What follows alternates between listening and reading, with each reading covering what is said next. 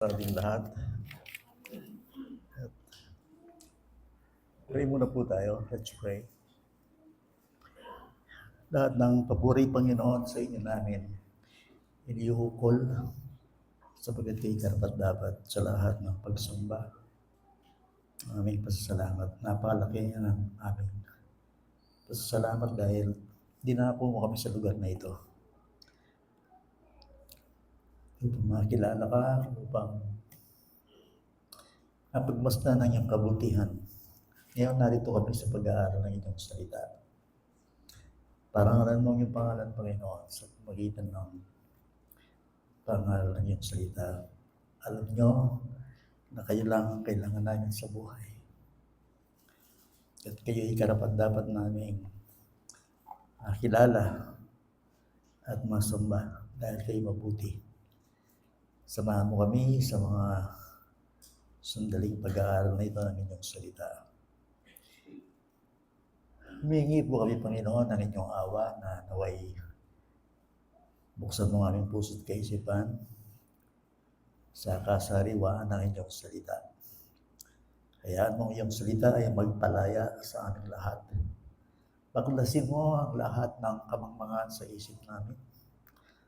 Anumang balakid, Panginoon, sa oras na ito. Tanggalin po ninyo lahat ng pwede maging sagabal para hindi kami makapag-concentrate sa pagkikinig namin ng iyong salita. Iniwan po namin sa inyong kamay ang pag-aaral na ito. At tulungan mo rin ako dahil wala naman po ako magagawa kung wala ang inyong patnubay. So please, Lord, narito kami upang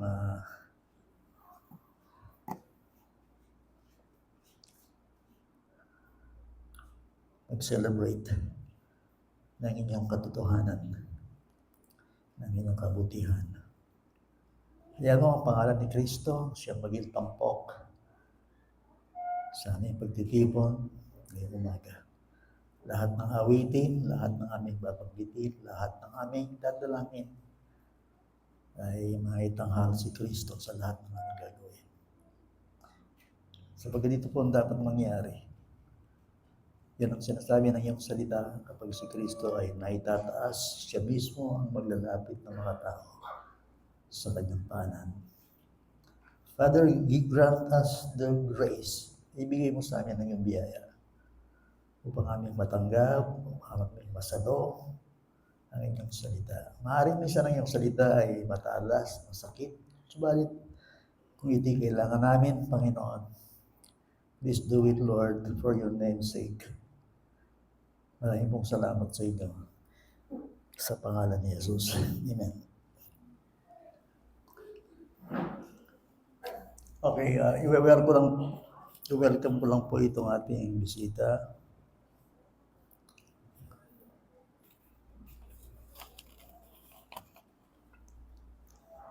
Familiar naman po ako sa Paraguas family, no? Paul, Cristela, and John Victor Paraguas. Saan po sila?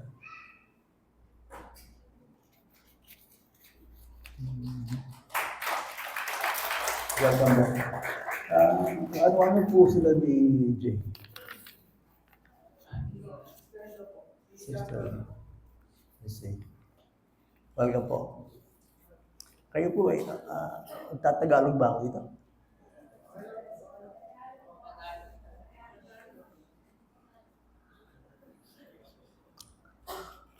Kinakabahan kasi ako eh. Po itong si Romnick Agudo, pati yung number nandito.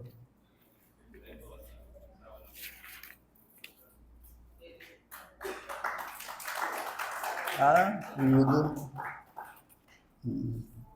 Hindi ito yung cellphone number mo Okay. Welcome, Romnick. Tagalog din. Si Romnick. Angelica. Tagalog si... Ngayon pa lang in-announce ko nang humingi sa inyo ng bauman yan. Kasi serye po ito. Ibig sabihin, kayo mga first-timers ay hindi nyo narinig yung last preaching. But anyway, hindi naman po aksidente kasi tayong Christians hindi naniniwala sa accident. Lahat ay pinamamahalaan ng Panginoon. At ako'y naniniwala, hindi aksidente na may bisita tayo ngayon. Those are mga first timers. Ngayon ay tutungo tayo sa salita ng Panginoon. At kung di po ako nagkakamali, part 6 po ito, no, ng ating pinapaksa. Ang ating title, topic, almost consecutive ito, no? 6 weeks, 6 Sundays, part 6 na tayo ngayon. Ang ating title ay The Christian's Sword. Pag tinagalog natin ito, ang tabak ng Kristiyano. Remember this, ha? Please. Okay? Sa Bible, pag ginamit yung salitang tabak ng Diyos, Diyos mismo, magbasa niya sa Jeremiah chapter 25, nagtatawalag ng labanan ng Diyos. Pag sinabing tabak, synonymous yun sa salitang labanan.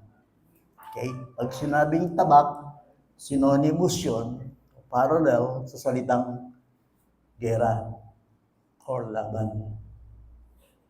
Yun.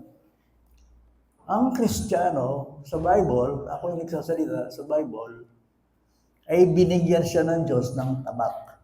Kasi nga, ang Kristiyano sa isang punto ay nakikipaglaban siya sa mga bagay na espiritual. Remember this. So, may kaaway daw tayo, sabi ng Bible, kapag tayo ay pumanig sa Diyos, kumampi sa Diyos, tiyak yun, yung mga kaaway ng Diyos, magiging kaaway mo rin. Remember that. Okay? Ano itong mga kaaway na ito? Well, ang sinasabi ng Bible, ang kaaway ng Christians, tatlo. The devil or Satan, the world, ang sanlibutan, at ang kanyang sarili, the flesh. Yung luma nating pagkatao na nasa atin pa yun. Kaya nga ang Kristiyano ay napakaseryosong buhay. Napakaseryoso. Christian life is a serious life. Ngayon, kung naglalaro lang tayo, ay hindi tayo magkakasundo sa Bible. Bakit? Kasi seryosong buhay ng Christians. Nakakita ka na ba ng isang sundalo nasa gaya, nagliliro? Pwedeng tamaan ka. Yan ay hindi ko opinion, folks. Yan ay sinasabi ng Bible. Yan ay matatagpuan ninyo sa Ephesians chapter 6, verse 10. Kung Christian ka, kung Christian ka, sabi ng Bible, we are not fighting against flesh and blood. So be strong in the Lord. Be strong in the Lord. Yan ang sabi ng Bible. From Genesis to Revelation, nakikita ninyo, ang sino mang gustong sumunod sa Panginoon, ay papasok siya sa labanan ito. Ngayon, kung ayaw ninyo, hindi tayo matatawag na sundalo ng Panginoon Jesucristo. Kaya nga, kailan ko tinanggap yung tabak? When I became a Christian, I received the sword. Tandaan niyo yung tabak na. Ang Kristiyano sa Bible ay meron siyang hawak na sandata. At yun ang sword. Yun ang tabak. Okay? Ngayon, ang tanong dito, kailan ko tinanggap yung tabak? Nung tanggapin mo si Kristo bilang yung pinuno. Kasi si Kristo sa Bible, ang isang titulo niya ay the captain of your salvation.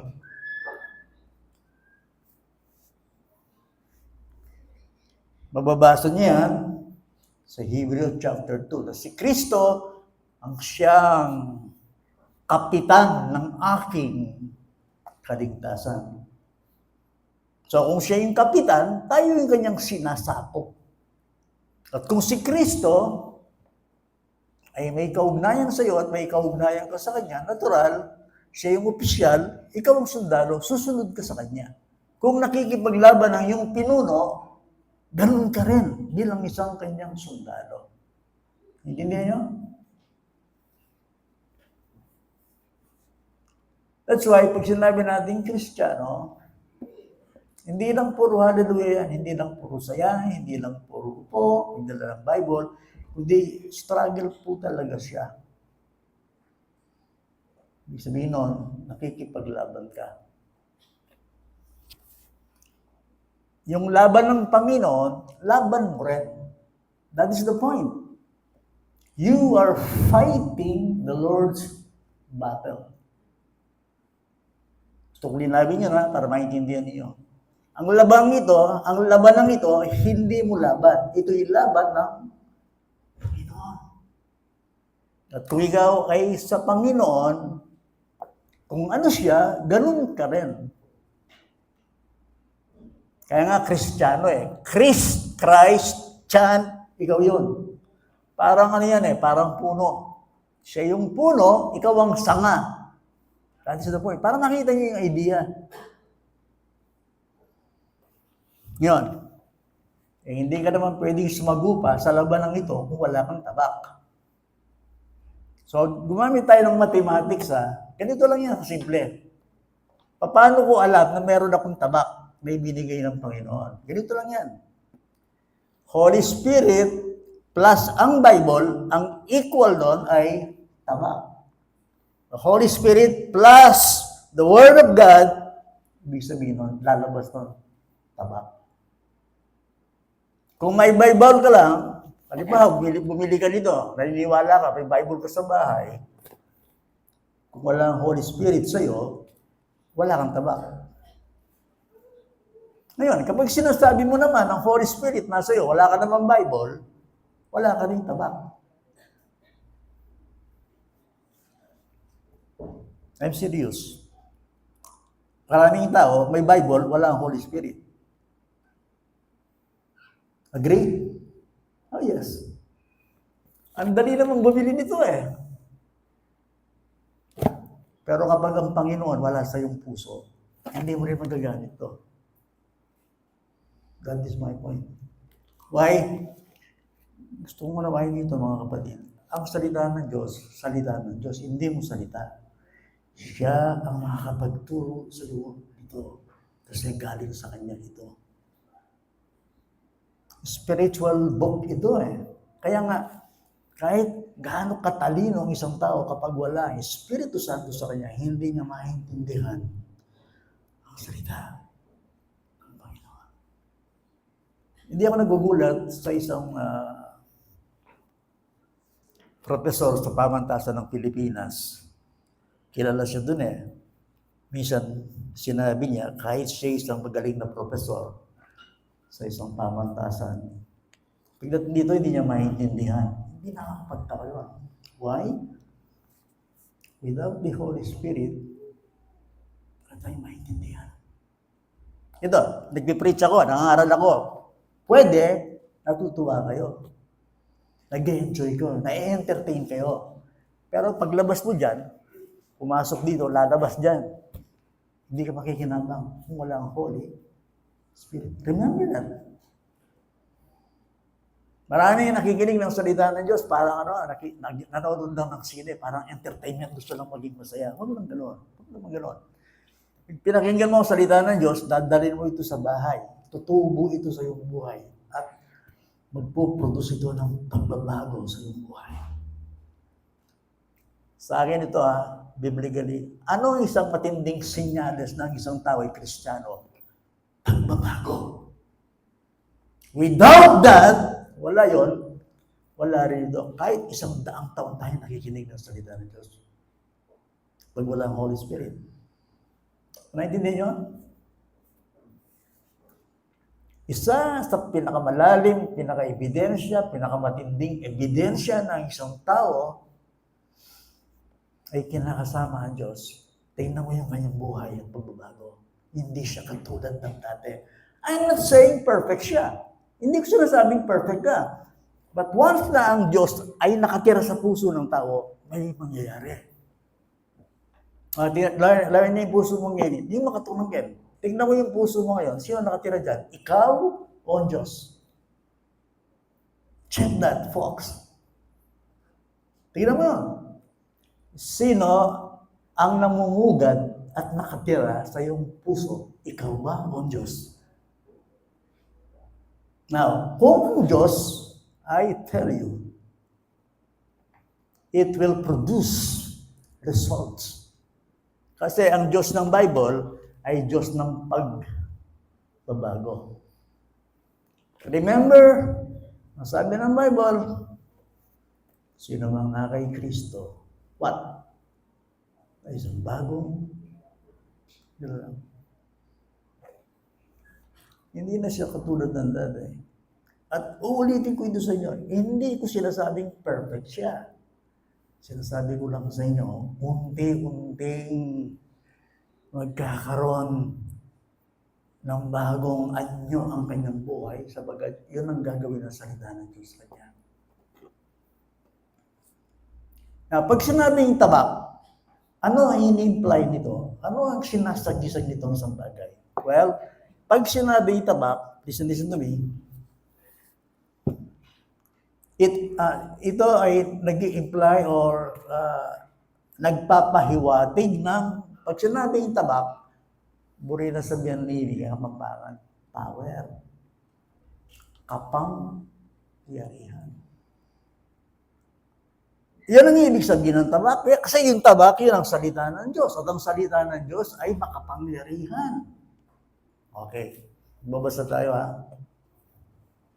Hebrews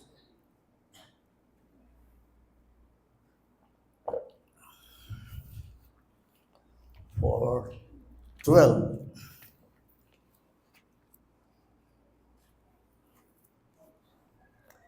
Saan ba si Rose?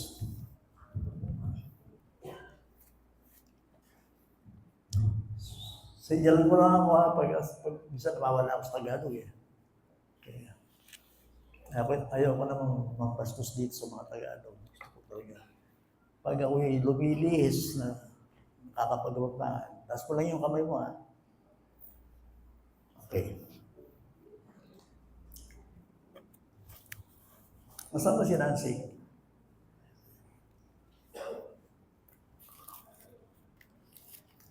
Kinakabahan ako kay Nancy.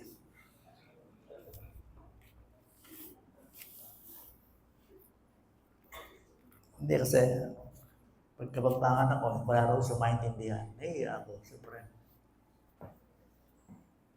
Baka hindi na ako bigyan ng lapu-lapu yan. Biro lang na siya. Biro lang yun. Pero tama ng lapu-lapu bigyan mo na. Yeah, thank you. Tama. Sa iba. Tanawag tayo sa lapu-lapu. Pumunta tayo sa Word of God. Mga kapatid, wala po akong nagmamadali sa inyo. Medyo gusto lang tapusin ito. Okay lang? 11:30. Okay lang po sa inyo, mga 12:30? Maraming salamat sa inyo. Tingnan natin ito ha. Okay. Romans 4:12. Ito ang sinasabi. Sapagkat ang salita ng Diyos ay buhay, living, okay, active, mabisa, at higit na matalas kaysa alinmang tabak.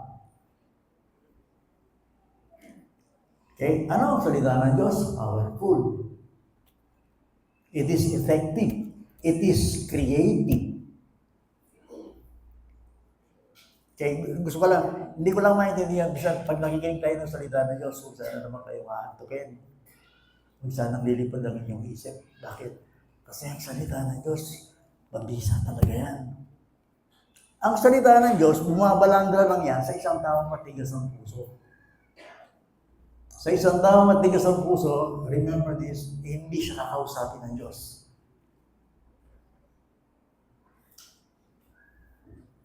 Okay? Now, ano daw ang salita ng Diyos? Bakit siya tinawag na tabak? Kasi the Word of God is living and active.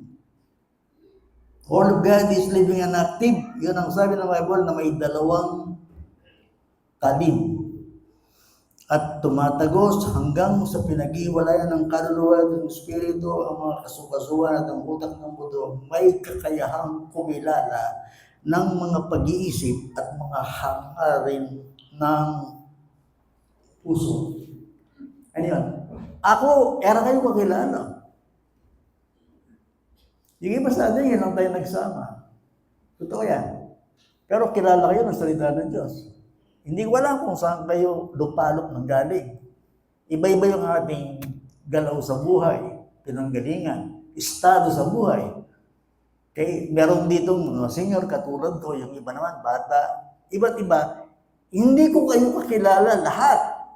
Pero meron akong sasabihin sa inyo, may nakakakilala sa inyo, tagos sa inyong puso't kaluluwa. Alam niya ang inyong iniisip. Sinisiyasat, sinasaliksik, ano man ang inyong iniisip sa oras na ito, may nakakikilala sa inyo. Sino yun? God. So, paanong paraan? The Word of God. Kaya kita nyo, minsan, pinapatama niya ako ni Pastor, Hindi. Hindi ko galing magpatama. Kung tinatama kayo, ang luwan ng bintuan, lumabas na lang kayo. Di ganun. Kasi ang Diyos, kilala niya ang puso mo. Kaya minsan, nakala mo, ba't ako para akong kilala? Kasi kilala ka ng salita ng Diyos because God's Word is living and active. Kaya tahimik ka lang dyan, gaganong ka lang, kahit di kilala mo, inulit ko. Kahit yung mga kasama ko dito, hindi ko alam bisa, hindi ko iniisip mo yan. Pero hindi ang Diyos. Pag narinig nyo, salita ng Diyos, para bagang kinakausap kayo ng Diyos ng personal. That is the point. Anong gagawin nyo? Well, ang sabi ng Bible ay ganire. Ang may pandinig ay makinig. Tabak mo na yan. Sabi nga, dalawang talim Talagang tatagos yan sa pagkatao at sa utak ng buto mo. Kaya akala mo minsan, pinapatamaan ka, hindi. Bakit? Salita nga ng Diyos ito Parang ang Diyos, kasi ang Diyos hindi mo makikita Bakit wala Diyos sa nakikita natin? Nasa puso Alam mo na kung bakit ang Panginoon hindi natin nakita physically? Nasa puso kasi siya. At kung ang puso mo ay, punong-puno ito ng kasalanan, punong-puno ito ng pride, ay hindi nga mamumugal ang Panginoon sa buhay mo. So, naintindihan nyo? God's Word is living, it is effective, it is creative. Dalawang talim, sabi niya. Sharper the two-edged sword. Binanggit dito yung sword. Bakit dito binabagit yung tabak? Kasi nga, powerful. Biro mo, pati ikaw, kilala ka niya. Ngayon lang tayo nagkita, parang nagsasalita sa'yo. Kasi nga, powerful. Word of God. Minsan, masakit. Dalawang talim na Kaya minsan, parang kang sinusugat, parang kang sinusundot. Bakit ganon? Kasi salita ito ng Diyos. Siya ay makapangyarihan. Very powerful. The Word of God.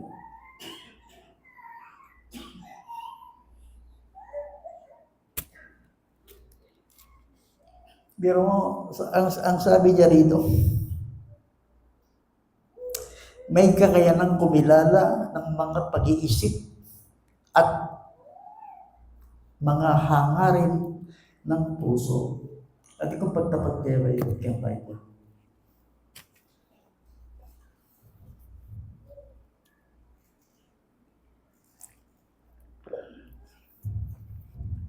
Tatanungin kita, may puso ka ba? Pakitaas ng kamay, yung walang puso. Wala naman siguro, no? Lahat tayo may puso. Agree? Oh yes. Now my second question, ito yun, pakalawa. Kilala mo ba ang puso mo? Alam mo ba sinasabi ng Bible? Jeremiah 17:9 and 10. Ang pinakamagdaraya sa lahat ng bagay. The heart is deceitful above all things. Ano ibig sabihin nun? Kahit ang puso mo, ikaw mismo, kaya kang dayahin. Ganong katuso, ganon kalala ang sakit ng puso. Hindi ako magsabi nun, ha? Basahin nyo doon. Jeremiah 17:9, the heart is deceitful above all things. Bala mo kay sarili mo. Hindi ko kayang dayahin ng sarili ko. Hindi, kahit ang sarili mo, dadayahin ka. Because of your heart, because of your wickedness. Now, ba't sinabi yun? Pagbagsak ng verse 10, ito yung sinasabi ng Jeremiah 17:9. Ako ang Panginoon, ang nakakaalam ng puso. Diyos lang ang nakakaalam ng puso mo. Ang Diyos lang ang nakakaalam ng kondisyon mo. Akala mo, maayos ka, pero hindi mo alam kung ang sakit mo. Spiritually speaking. Di ba? Minsan, tatanungin mo ang tao, oh, kumusta? Okay, puro okay. Di ba? Oh, kumusta? Okay. Nakatakot yun eh. Pero minsan, di ka naman okay. Kaya minsan, ayaw akong mangumusta eh. Sigurado kasi, sasabihin niya sa'yo, okay. Okay ka ba? Tanungin mo, Diyos mo okay ka. Hindi ka okay. Sige, eray mo nga. Huwag mo gagalit. Pag ako tinanong nyo, okay. Tatanungin kita, okay. O tanungin mo, Diyos mo okay ka. Sabihin sa'yo, meron na ba kayong nabasa sa Bible? Si Kristo, so sinabi niya, ang tao okay sa kanyang sarili. Hindi, basta natural lang po yun, mangungumusta tayo, okay. I agree. Pero ang sinasabi ko sa inyo ngayon, pinakamalalim na kalagayan ng tao. Alam ng Diyos sa iyong sarili, hindi ka okay. Basahin niyo doon. Anong sabi ng Panginoon? Panging Diyos ang makakapagpagaling ng puso at siya lang ang makasisiyasa at ginagamit pala niya ang puso ng tao.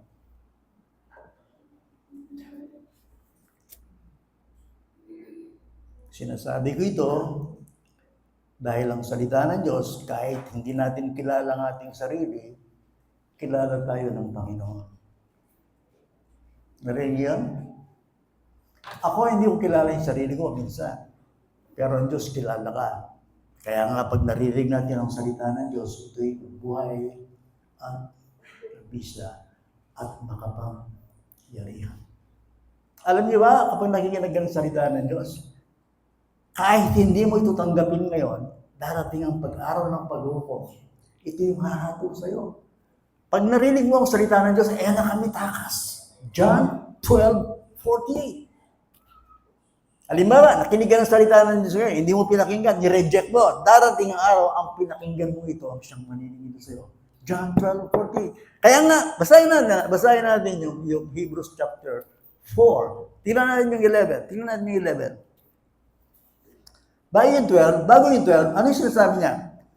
Kaya't magsikap tayong pumasok sa kapahingahan iyon upang huwag mabuwal ang sinuman sa pamamagitan ng gayong halimbawa ng pagsuway. Sino ito? Ito yung Exodus generations. Anong ginagawa nila? Lagi lang sinusuway ang salita. So ano sabi dito? Huwag kayong tumulad sa kanila. Tingnan mo yung verse 13 ng Hebrews. Lahat niya po. Ano sabi dyan? Walang nilalang na nakukubli sa harapan niya. Harapan niya, no? Ang Panginoon. Walang nilalang na nakukubli sa harap niya, kundi lahat ng mga bagay ay what? Hubad. At hayag sa mga mata niya na ating, ano yun? Ano yung pagsusulitan? Ating judgment day. Lahat tayo iisa-isang mahaharap sa Diyos. Yan ang sabi ng Bible ko. Magsusulit ba tayo sa Diyos? Yes. Ibuli na sabihin, meron bang araw ng paghukom? Yes. Makakatakas ka ba? Hindi, kasi kilala ka niya. Kaya nga, ang salita ng Diyos, pinapangaral mo yun. Ngayon, kung ang salita ng Diyos, hindi mo susundin, hindi mo paniniwalaan, hindi ka makikinig dito, magsusulit ka rin darating araw. Kasi nga ang salita ng Diyos, mabisa. You remember in Isaiah chapter 55 verses 10 to 11, katulad ng ulan at niebe babagsak sa lupa mula sa langit at maghasik ito ng pananim at magbibigay ito ng bunga. So is my word. Ang salita ko ay hindi babalik sa akin ng walang bunga. It will never return to me empty. Ang salita ng Diyos, kaya nga mabisa, pag pinakawalan niya, hindi babalik sa kanya na walang kabuluhan, walang bunga. Magbubunga yan kung saan niya isinusugo. Why? Kasi the word of God is powerful. Kahit ngayon, i-reject mo.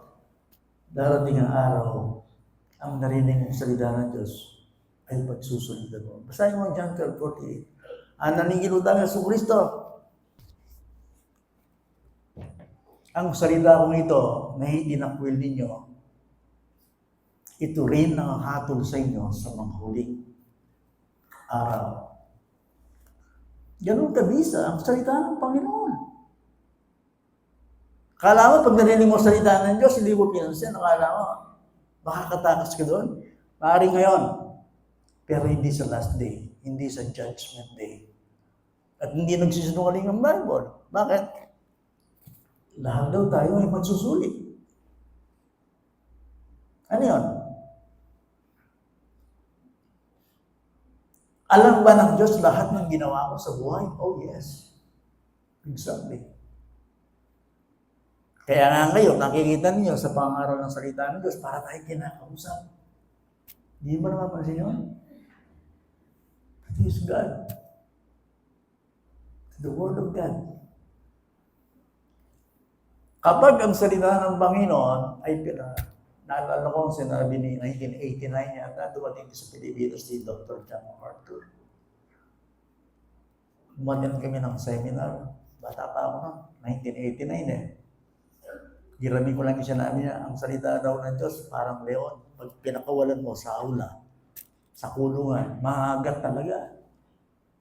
Totoo ba yun? Yes. Thank you. Ba't ako naligtas?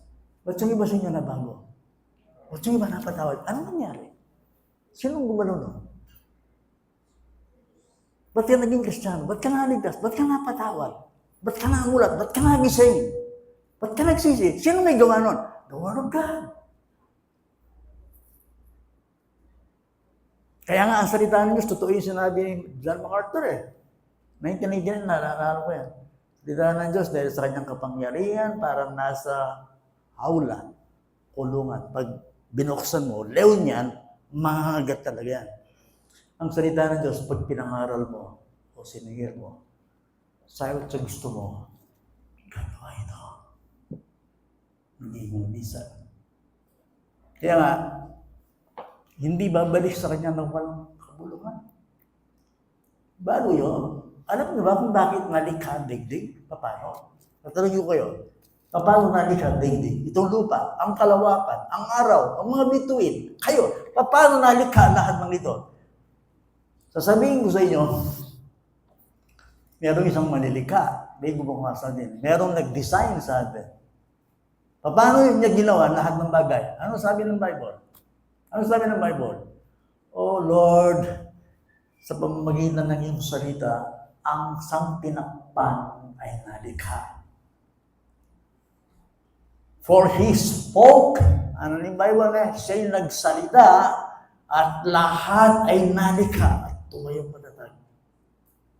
Psalm 33 verses 6 and 9. Paano nalikha ang lahat ng bagay? Bakit nilikha? Hindi mo sinabi ng Diyos, magkaroon ng liwanag. Nagkaroon na. Magkaroon ng dagat, magkaroon ng tayong lupa, nagkaroon na. Magkaroon na nito, magkaroon na. Nagsalita ang Diyos. He upholds this universe by the power of His word. Ang sabi ng Hebrews, chapter 1, verse 3. So, ipinakikita ko sa inyo ngayon na ang tabak na ito, ang sandata ng Espiritu ay makapangyarihan at ito ay talagang mabisa active. Kapag ito ay pinakawalan, mayroon talagang mangyayari. Ngayon, isang bagay. Ang Diyos ba'y nagliligtas? Oh yes. Kung ang Diyos ay hindi nagliligtas, parang hindi siya Diyos. Ngayon, ang tanong ito.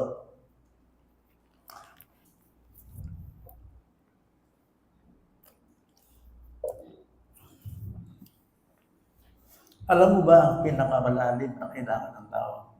Do you know your deepest need? Okay.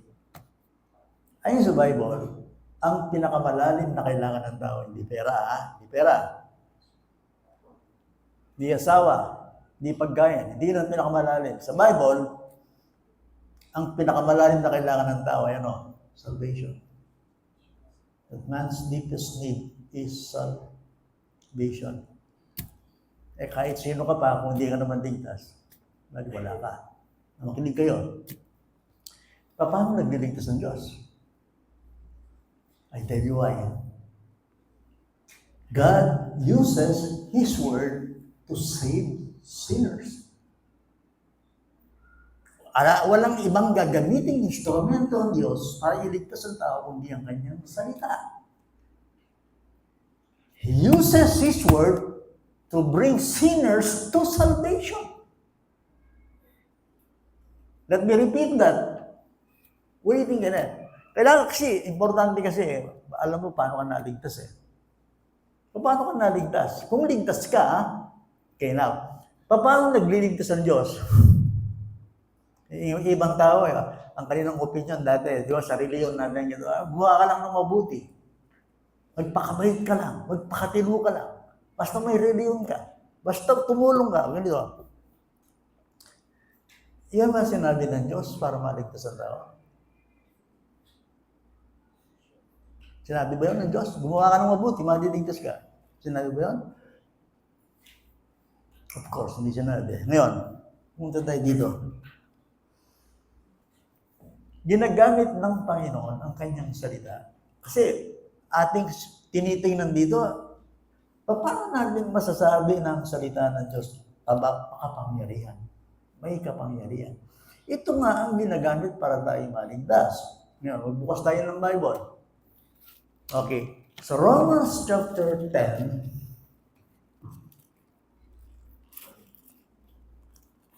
Nakikiusap lang po ako, nakapagtsaga kayo sa akin kasi nag-aaral tayo.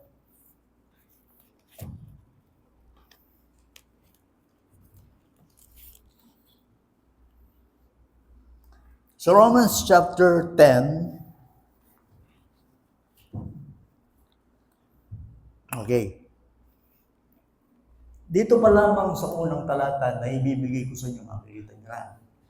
Romans 10:13. Okay? 10:13. Okay.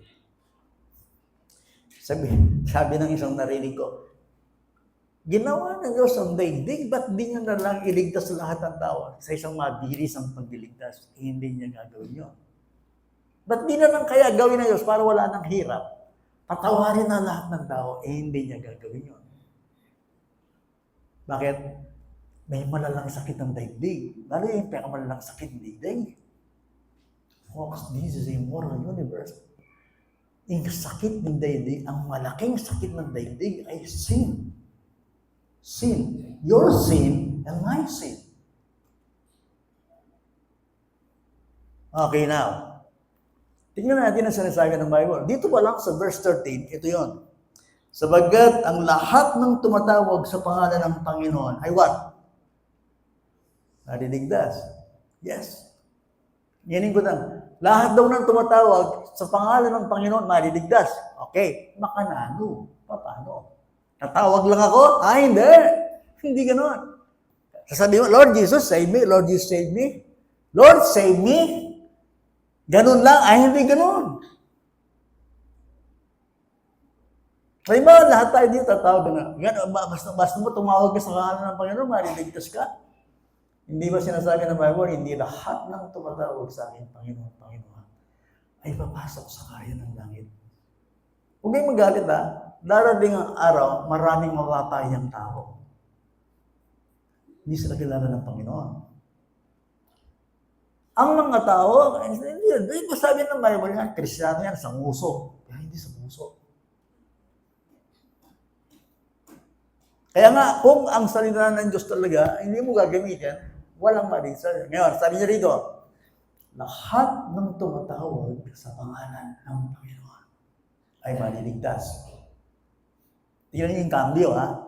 Hindi siya tumigil doon. Anong sabi ng verse 11, 14? Ngunit, paano nga silang tatawag sa Kanya na hindi nila sinampalatayanan? Sunod-sunod, galing. Paano sila tatawag na hindi na sinampalatayanan? Yan ang question doon. Ano sabi rito? At paano sila sasampalataya sa Kanya na hindi nila napakinggan? Ay, nakita niyo yung sunod-sunod, tatawag ako sa pangalan ng Panginoon. Paano ka tatawag sa Panginoon kung wala kang napapakinggan? Naintindihan niyo? Kailangan, bago ka maligtas, may mapakikinggan ka muna. May maririnig ka. Ano ang dapat mong marinig? Kailangan marinig mo ang Diyos. Susunod ka sa proseso ng Panginoon, kung ano sinasabi niya, paano siya nagdiligtas ng tao. So, paano ka sasampalataya kung wala kang napakinggan? At ang sabi rito ng Bible, at paano sila makikinig kung walang mangangaral? Kailangan ba ang mangangaral? Ang nangangaral?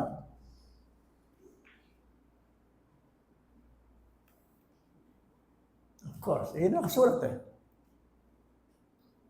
Okay? Now, anong sabi rito? At paano sila mangangaral kung hindi sila sinugo, gaya ng nasusulat, anong ganda ng mga paa, ng mga nagdadala, ng mabuting balita, ng mabubuting bagay. Madalas sinasabi natin, ginagamit ng Panginoon ang tao niyan. Dati secondary. Ang ginagamit ng Panginoon para maligtas ng tao, kayang mensahe. Aliway tao. Ako dito, instrumento. But that is secondary. Ang mahalaga dito, hindi naman ako. Ang mahalaga, ano yung mensahe? Itong mensahe na ng Diyos, hindi ko mensahe. Bago ka maligtas, kailangan marinig mo, anong mensahe ng Diyos? Ganun yun. Bakit? Paano ka sasampalataya? Sasabi mo, ako'y sumasampalataya sa Diyos. Anong alam mo sa Diyos? Kaya nga sunod-sunod eh. They that ang tumatawag sa pangalan ng Panginoon mariligtas. Paano sila mariligtas kung wala silang naririnig, napapakinggan? At paano sila makikinig kung walang nangangaral? At paano mangangaral kung hindi sila sinugo? You see, ang taong sinugo ng Diyos, lagi ang kanyang preaching, ang kanyang pangaral ay nandoon sa mabuting balita ng kaligtasan. So you see, ang salita ng Diyos, nagbibigay siya ng kaalaman, ng kaunawaan. Naburining Ginoo, yung sumusuntok tayo sa hangin. Ayaw ng Diyos yung nangangapa. Gusto ng Diyos, malinaw niyang sinasabi kung sino siya at paano ang kanyang paraan para maligtas ang tao. Yan ang tanging problema na ayaw ng tao makinig. Alam mo ang problema ng tao? Hindi niya inuunawa ang kanyang napapakinggan. Kasi nga, kaya tayo nagpipreach dito. Alam niyo ba kung bakit ang pinakamahalaga dito sa ating buluwagan, sa ating pananambahan? Alam niyo ang pinakamahalaga? Pero importante, in preaching. Ang pinakamahalaga sa pananambahan, sa pagtitipon. Okay? Hindi yung awitan, ha? Hindi yun. Hindi yung kumustahan, hindi yung kwentuhan. Hindi. Pinakamahalaga sa pananambahan ay ang pangangaral. Bakit? Doon lang inilalabas ng Diyos kung ano kanyang gusto para sa kanyang kaluluwa. Because without preaching the Word of God, alam masipir lang. Walang maliligtas sa atin. Ano ba ang ginagambala ng dyablo sa kapilya? Ang pangangaral. Ayaw niyang makinig ka. Gusto niya, tanginin ka, antukin ka, umuwi ka. Hindi ka makinig. Yun ang gusto talaga ng dyablo. Hindi mo inuunawa. Meron kang ibang iniisip. Gawa ba ng dyablo yan? O, basahin mo chapter 13 ng Matthew. Saan pumaparoon ng demonyo sa kapilya? Sa mga tao nakikinig na hindi inuunawa ang kanilang pinakinggan. My friend, salita ito ng Diyos. At ang Diyos, kailangan natin bigyan ng malalim na paggalang. Paano natin ginagalang ng Diyos? Listen very carefully to His Word. Pwede ba? Huwag mo mapagka naman yung katabi mo. Asikasuhin mo yung kaaduluwa mo, makinig ka. Sino-sino iniisip mo yung katabi mo. Kahit bisita, tatandaan nyo, pinaka-importante sa kapilya, hindi bisita, Panginoon.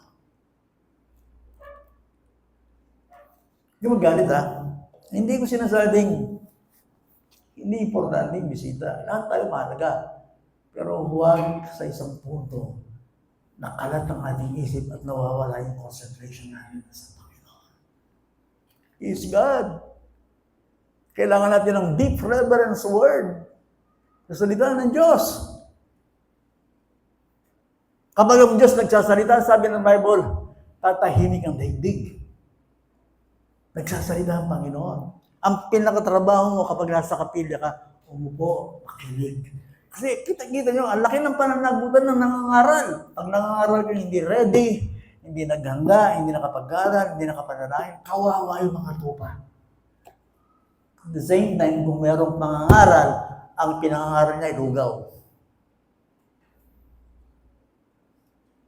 Kasi sa panahon ito, ang bobo ng mga tupa, mga nakikinig ng salita ng Diyos, wala silang discernment. That's the point. Paano sila maliligtas kung walang nangangaral? Paano sila sasampalataya? At paano naman sila mangangaral kundi sinugo? Akit siya yung apong Ginoo, akit siya yung Diyos, manyang ba? Pati yung kanyang mangangaral ay talagang sinusugo niya yun. Meron bang hindi sinugo? Of course.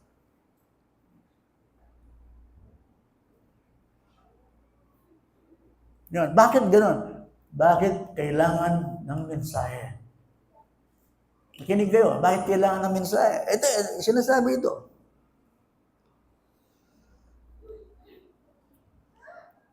Kaya ang pananampalataya ay nanggagaling sa pakikinig. At ang pakikinig ay sa pamamagitan ng salita ni Kristo. Okay, pahiram ng inyong pandinig. Pahiram. Bakit kayo nakikinig? Ba't kayo nakikinig ng salita ng Diyos? Ano ang plan ng Diyos?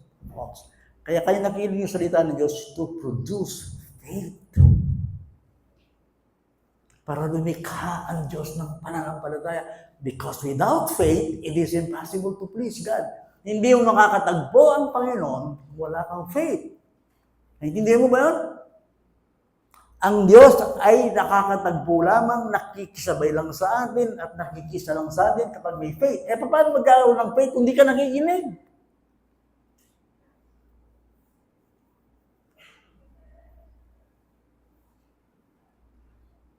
Faith links us to God. Umuugnay lang sa atin kung walang faith, kung walang pananampalataya, imposible na ang Diyos ay makatagpo mo, makaugnay mo. Bakit? Faith lang ang paraan niya. Wala nang iba. Faith. Ngayon to. Kaya nga, pinapakinggan mo yung Word of God, kanyang ipinapangaral because faith cometh by hearing, and hearing by the Word of God. Ngayon, nakikinig ka ng salita niyo, sinahantok ka, o gusto mo na umuwi, tapos ka na. Kaya nga payo ko, hindi lang kayo makikinig ng salita ng Diyos, tutulog lang kayo, umuwi na kayo. Ando bang naman ang pintuan eh? Bakit? Sayang lang yung oras niyo. Hindi mo inuunawa. Kasi nga, kailangan mag-create ng faith. At saan nanggagaling yung faith? Sa Word of God. Kaya hindi ba malinaw? Faith comes through hearing. Ang pananampalataya ay nanggagaling sa pakikinig. Kaya nga, pag makikinig ka ng salita ng Diyos, gusto mong unawain. Kasi nga, doon nagsasalita ang Panginoon sa'yo. So, naiintindihan nyo ngayon. Kanino faith? Kanino ako sasampalataya? My friend, Jesus Christ. Dumuwi. Ulitin na, okay. Ang sinong tumatawag sa pangalan ng Panginoon mariligtas, paano ka mariligtas? Kung wala kang sinasampalatayanan. At paano ka sasampalataya kung wala kang pinakinggan? At paano ka makikinig kung walang nangangaral? Ngayon, sabi niya, kaya nga, ang pananampalataya ay nagagaling sa pakikinig. Hindi pwede ang faith magagaling sa'yo. Hindi pwede yun. Wala, kala mo, yung iba, kala nila, hindi, kanya-kanya tayo ng opinion, kanya-kanya tayo ng faith. That is absurd. Yan ang basura sa lahat. Hindi ka pwedeng makipag-ugnay sa Diyos sa sarili mong opinion. That is pride. That is sin. Pagtataas yun ng armas sa Diyos. So nakikinig ka ngayon. Ngayon, faith kanino? Oh boy. Lahat ng ginagawa natin, uuwi ito sa Panginoon Jesucristo. Ngayon, buksan natin. Sa 2 Timothy.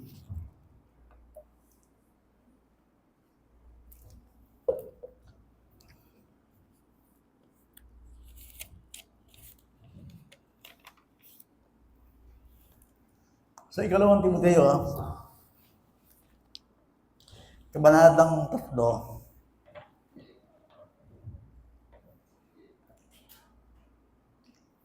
talatang 14 at 15. Kinakausap dito ni Pablo si Timoteo.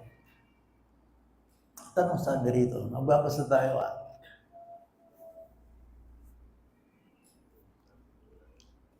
Sabi dito ni Pablo kay Timoteo, subalit, manatili ka sa mga bagay na iyong natutunan.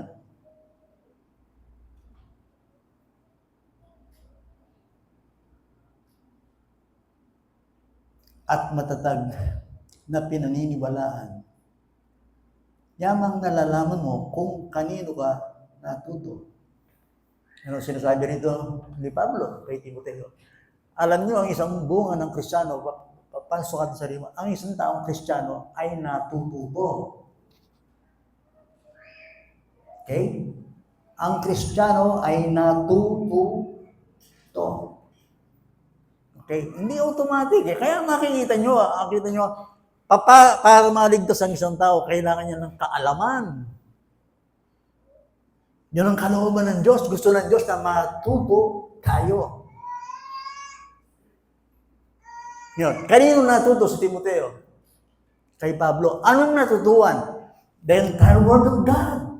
Naintindihan nyo? Paano natuto? Natuto siya ng kasulatan. Natuto siya ng salita ng Diyos. Anong tinuturo ni Apostol Pablo sa kanya? The Word of God. Alam mo naman kapatid, kung mag-share kayo, chismis. Kapag nag-share kayo sa tao, salita ng Diyos. Okay? Gusto ko yung matuto sa akin sa salita ng Diyos. Ganon din sa inyo. Gusto nyo matuto yung iba, huwag mong i-share yung sarili mo lang. Ang share mo sa kanya, ang salita ng Diyos. Kailangan dapat ang tao, ang salita ng Diyos, kanyang binubulay, pinag-aaralan. Ang buhay namin, hindi lang puro experience. That is secondary. Kailangan matuto ang tao, sa lahat tayo, ng salita ng Panginoon. Bakit? Kasi nga, kung kaligtasan ang pinag-iinteresan natin, kailangan ng kaalaman. Ituloy natin, ha? Okay. Hindi ngayon, no?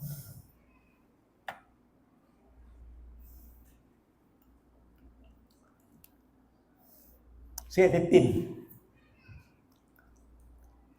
At kung paano mula sa pagkabata, you see, Timoteo, ay iyong nalaman, wow, hallelujah, ay iyong nalaman ang mga banal na kasulatan na makapagtuturo sa iyo saan?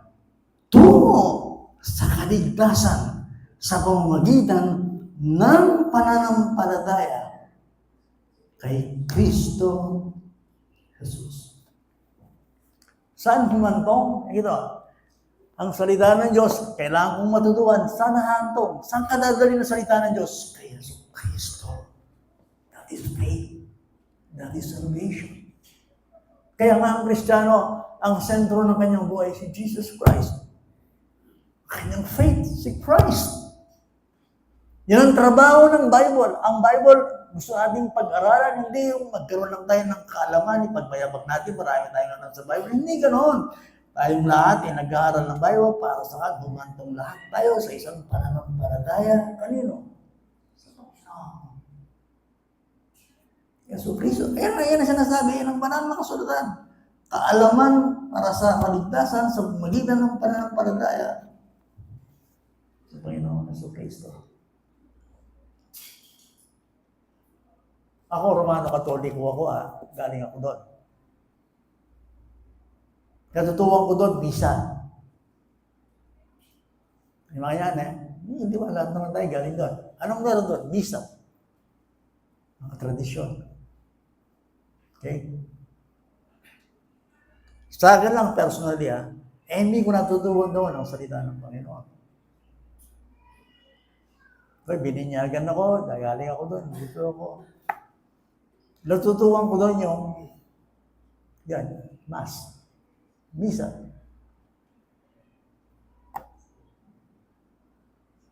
Ewan ko kayo. Paano natin makikilala? Ang tagapagligtas kasi, alone, si Jesus Christ. Jesus alone saves. Huwag yung mapagkamalan. Hindi ang Bible ang nagliligtas. Hindi. Baka magkamali kayo. Ililigtas ako ng Bible. Hindi. Ang Bible lang nagtuturo sa atin kung saan tayo pupunta sa isang tagapagligtas. Itinuturo ng Bible ang Savior.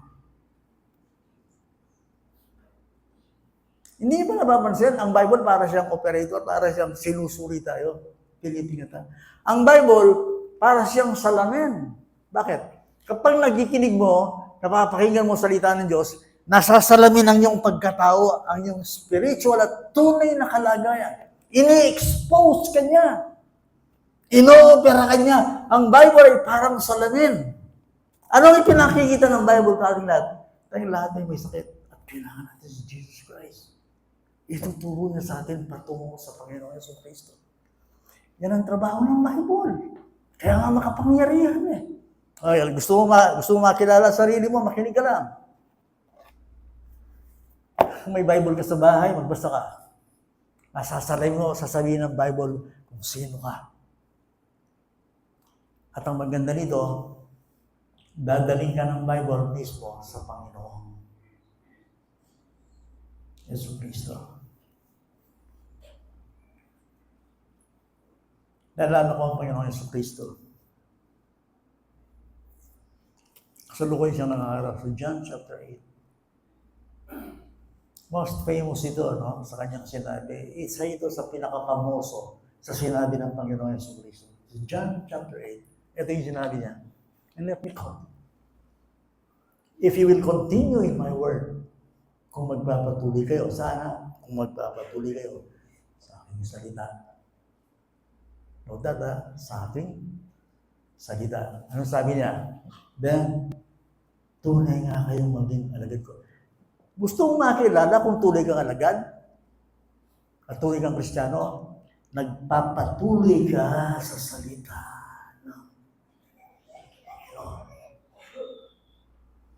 Diyan ang tindi na kanyang sinabi sa verse 32 ng chapter 8 ng John. Ang sabi niya, then you shall know the truth. The truth shall make you free. Sabihin nyo ka ako ngayon eh. Anong higit mo sa salitang yun? You shall know the truth. Tatanungin ko kayo, hindi ba kayo interesado sa totoo? Hindi? Hindi ba kayo interesado sa truth? Ang daigdig natin, puno-puno ng pandaraya, kahit sa reliyon. Ang sinasabi ko sa inyo, if you'll continue in my word, you shall know the truth. Kung magpapatuloy, kaya nga, patuloy tayo. Halimbawa, akilala mo yung Ginoo, tuloy-tuloy mo yung salita, hanggang 50 years, 100 years, nagpapatuloy ka sa kanyang salita. Nag-aaral, sumusunod, ini-apply, sinasaliksik, nagtatanong sa kanyang salita. Then, ang sabi ng Panginoon, then, tunay nga kayong aking mga alagad. Hindi ba may mga nakikinig ng salita ng Diyos? Aaten, after 2 months, titigil na yan. Di ba meron ganon?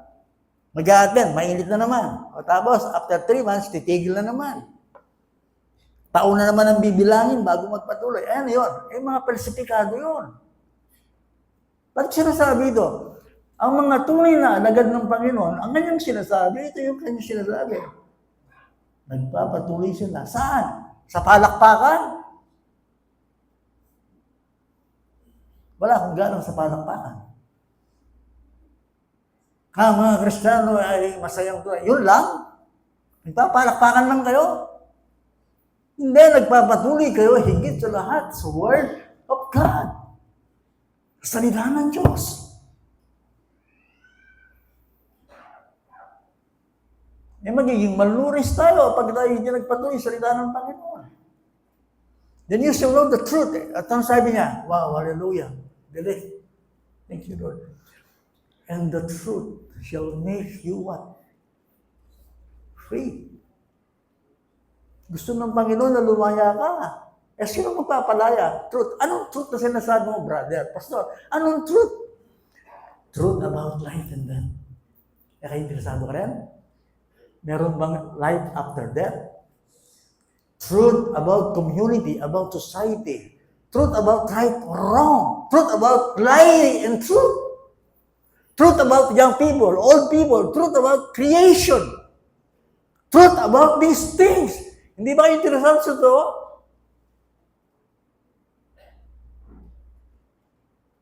Higit sa lahat, gusto ko sabihin dito, yung totoo tungkol sa'yo.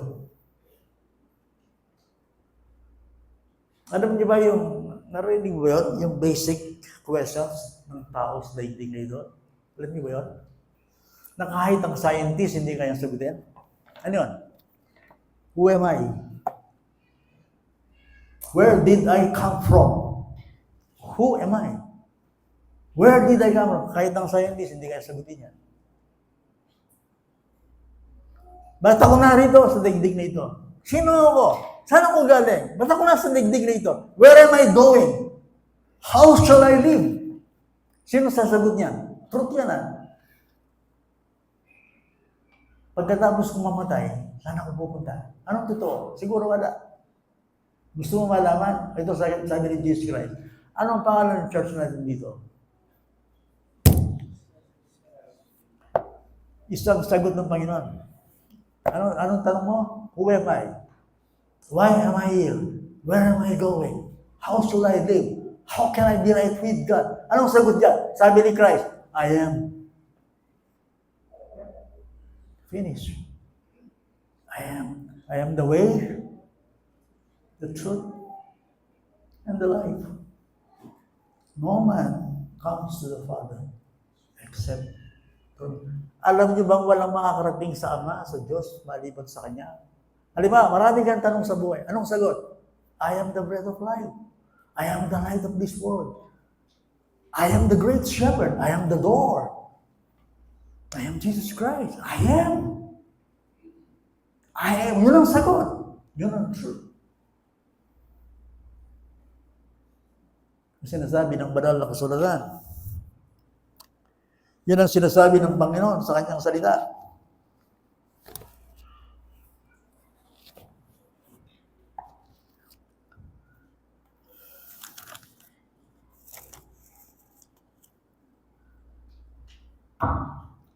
Tinitignan ko lang dito.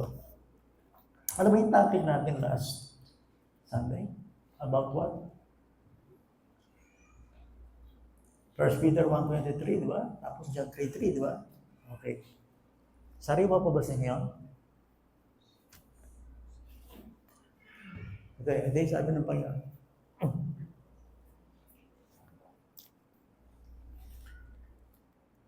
Sabi ng Panginoon, no man can see the kingdom of God without being born again. Okay. Lapit na ako.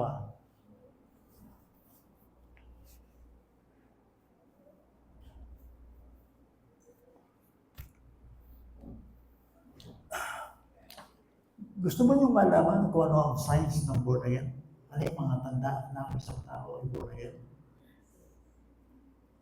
Okay. Hindi mahirap sabihin nyo. Gusto lamang muling banggitin sa inyo ang kaisa-isang instrumento ng Diyos sa ating bagong pagkatao ay ang salita ng Panginoon. Hindi ako napapagod na basahin nyo. Lagay mo lang isa pa. 1 Peter 1:23. Bago tayo matapos.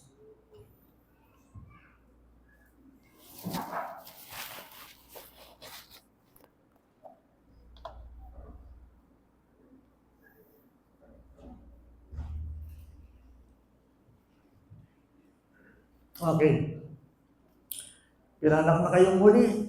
Hindi sa binhin nasisira, kundi nang walang kasiraan sa pamagitan ng buhay at nananatiling salita ng Diyos sapagkat nasa mo lahat ng laman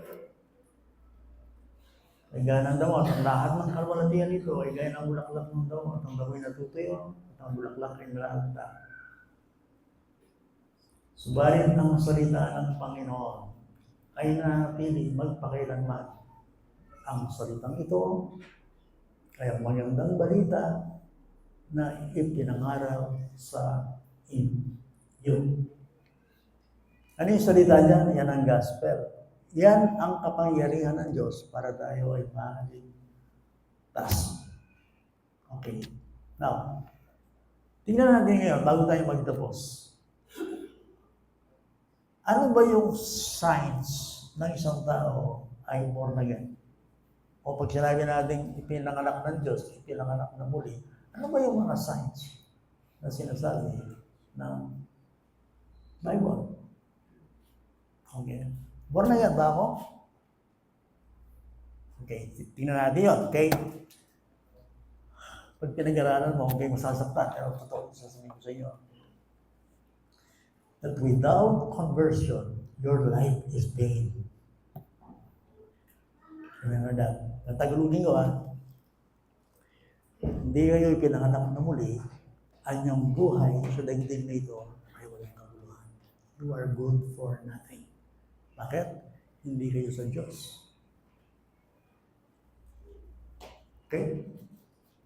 Kaya nga, masusing sinasabi ng Panginoong Jesucristo, hindi lang yan ay Pedro, hindi sabi ng Panginoong Jesucristo, huwag kayong magtaka, lahat kayo'y dapat ipanganak na muli. At paano mangyayari yun? Ayan, salita na naman ng Diyos. Yan ang kapangyarihan ng salita ng Diyos. Ngayon, ano yung senyales na isang tao ay pinanganak na ng Diyos? Tingnan natin ulit ang John 1:12. Hindi na kayong mainip, konti na lang. Nag-iwan lang ako sa inyo kung ano ang pwedeng magawa ng salita ng Panginoon. Para makita nyo rin sa inyong kalagayan, ang ating kalagayan. Tunay. John 1:12. Okay. Subalit, ang lahat ng tumanggap sa Kanya, of course, Jesus Christ, na sumasampalataya sa Kanyang pangalan, ay pinagkalooban sila ng karapatang maging anak ng Diyos. Nanay mo rin ang sabihin niyo. Baka niya kasimpleng ko tanong ko. Ganito lang kasimpleng tanong ko. Tinanggap mo na ba ng personal sa iyong buhay si Yesu Cristo? Hindi siya hiram, ha? Hindi yung Kristong iniram. Alam mo, sinyer sa akin si Kristo. Hindi. Ngayon, nung ako nasa isang lugar, sinyer sa akin si Christ, binahagi. Pero ngayon, hindi ko na hinihiram si Kristo. Personal ko na siyang kilala. Hindi yung hiram lang, hindi yung sinabi, hindi yung narinig, kundi mismo sa buhay ko meron akong personal history na tinanggap ko si Jesus Christ. Kapag ikaw ay born again, you will see Jesus Christ. To be born again means is to see Jesus Christ for who He is and what He has done for your life. Nakikita mo ba si Kristo sa iyong buhay? Hindi siya hinihiram. Hindi lamang siya narinig, kundi ikaw mismo sa iyong buhay. Ang Panginoon. Ay ginawa ng Panginoon. Is personal. Dahil kung hindi ka born again. Remember that. Yan ay salitang, ang sino bang sa kanya tumanggap, tinanggap, ay ibig sabihin niya, now, nakita ko ang Panginoong Jesus. Bibid na bibid siya, buhay na buhay siya. Hindi ko nakikita ang kanyang physical, and yet, nakatira siya sa puso ko. Hindi kayo bangan yan. Sinasabi ko lang sa inyo, ang totoong bagay. Sino magawa yan? The Word of God. Yan ang Word again. See? I must have Jesus. Sabi nga nung ako'y bagong Kristiyano. In my whole life, I must have Jesus in my heart. In my walking, in my talking, in my sleeping, in my waking, I must have Him in my life. Oh boy, Jesus is everything. Not I, but Christ lives in me. It's Christ. It's Christ.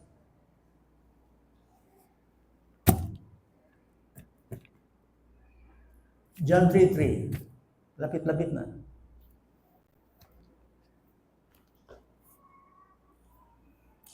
Sige, Adan. Tulungan mo ko. Brad. Sumagot sa kanya si Jesus, katotohanan. Sinasabi ko sa iyo. O that, ha? Katotohanan sinasabi ko sa inyo. Malibang ang isang tao'y ipanganak na muli, hindi niya makikita ang kaya ng Diyos. Anong sinyales ng isang tao ay born again, or Christian, or saved? Anong sinyales? Ito sinyales. Nakikita mo ang Diyos, ang siyang namumuno. You will see God's rule. You will see the glory of God. Kung anong ginawa ng Panginoon sa'yo. Kasi pag born again ka, makikita mo na hindi mo nakikita dati. Ang sinasabi ko sa inyong punto rito, hindi mo ito nakikita dati. Ngayon nakikita. Ano nakikita mo ngayon? That God is good. That God is worthy. That He is Lord. That God is my Father. That God gave His Son, Jesus Christ, Pag sinabing born again ka, makikita mo, Diyos, magkakaroon ka ng interest sa Panginoon. Magkakaroon ka ng paggana. Masasabi mo sa iyong buhay, oh boy, everything in this world is vanity except to love God and to serve Him. Nakikita mo na ngayon na ang Panginoon may kabuluhan.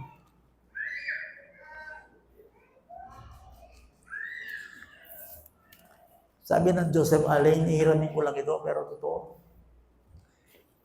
Joseph Allen, matagal ng tao ito ang buhay sa daigdig. Ito yung kanyang sinabi.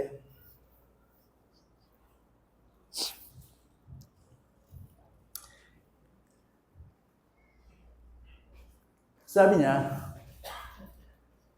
ang ibig lang sabihin ng born again, pagkamalan niya, huwag kayo magkakamali pa. Iniisip nyo ito, pinopromote natin religion. Hindi. Gusto nakita dito. Kapag hindi ka born again, hindi ka sa Diyos. Ganun lang. You are not for God. Ngayon, huminga ka, may buhay ka, may edad ka, maaaring nagbe-birthday ka, may trabaho ka, mabait kang tao, but without being born again, hindi ka sa Diyos. You are not for God. Ano ka? Ito magandang sinabi ni Joseph. Hiramin ko lang ito. Alam niyo ba yung wart? Siguro ispegot, alam ito eh. Wart, galigo, kulugo. Sa Tagalog, kulog. Alam mo yung kulugo? Pag nasa katawan mo yan, hindi ka pumupogi. Walang tulong sa'yo ang kulugo. Mayapay mo lalo eh. Pero yung kulugo, hindi. Pag may kulugo ka, hindi ba? Gusto mong alisin? Ang taong hindi mo na yan, kulugo sa Diyos. Kulugo ka, you are good for nothing. You are nothing. Your life is vain. You are good for nothing. Except you are for God. Hanggat hindi ka napupunta sa Diyos, alarang ka balugan, galigo ka, kulugo ka lang.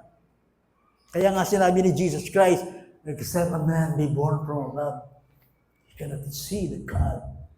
Hanggat hindi ka nakakaugnay sa Diyos through Jesus Christ, para ka lang galigo. Sa Kapampangan, galigo eh. Sa Tagalog, kulugo. At ang kulugo, walang gamit. The true, oh yes. Take it or leave it, tanggapin nyo hindi, kung hindi kayo Christian or born again, kulugo lang kayo sa daigdig, nakakalat.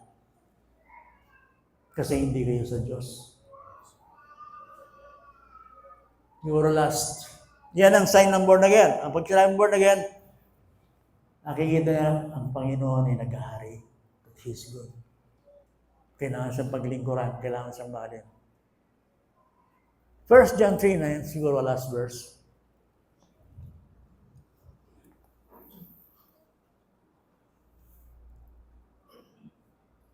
Already ng born again. Ito yung mga nakaranas ng bagong pagkatao. Ito, ano siya? Ang sino bang ipinanganak ng Diyos ay hindi patuloy na magkakasala. Sabagat ang kanyang binhi ay nanatili sa kanya at hindi siya maaaring magkasala sabagat siya'y ipinanganak ng Diyos. Makinig kayo sa akin bago tayo. Ano ang born again? Ano ang Christian? Sa sukat ng Bible, ang isang Kristiyanong tao ay hindi nagpapatuloy sa kasalanan. Anong kasalanan? Whatever, ititigil niya ang kasalanan sa kanyang buhay. Sa isip, sa salita, at sa gawa. Hindi siya mabubuhay sa kasalanan. Anumang mali sa kanya, ititigil niya yun. Kung ikaw ay nagpapatuloy sa mali, i-check mo yung sarili mo yung pinanganak ng Diyos. Inuulit ko yung sinasabi ko.